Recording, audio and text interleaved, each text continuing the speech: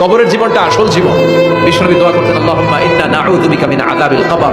আল্লাহ, আমি আপনার কাছে কবরের আযাব থেকে পানাহ চাই, কবরের আযাব থেকে বাঁচতে চাই। এই কবরের মধ্যে অনেক ফিতনা হবে, অনেক সুয়াল হবে।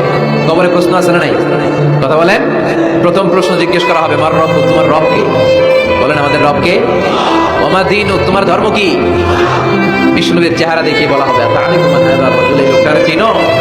আমরা কি বলবো? আমরা চিনি, উনি আমাদের প্রিয় রাসূল মুহাম্মদুর রাসূলুল্লাহ সাল্লাল্লাহু আলাইহি ওয়াসাল্লাম। এরপরে জিজ্ঞেস করা হবে, এগুলো কোত্থেকে শিখলা? আমরা বলবো কোরআন থেকে। ফায়ুফসাহু লাহু কবরুহু ৭০ যিরাআন, সুন্দর সুন্দর উত্তর করতে পারলে আপনার কবরটারে ৭০ হাত লম্বা করে দেওয়া হবে। ইফতাহু লাহু বাবুন ইলাল জান্নাহ, জান্নাতের দিকে একটা দরজা লাগিয়ে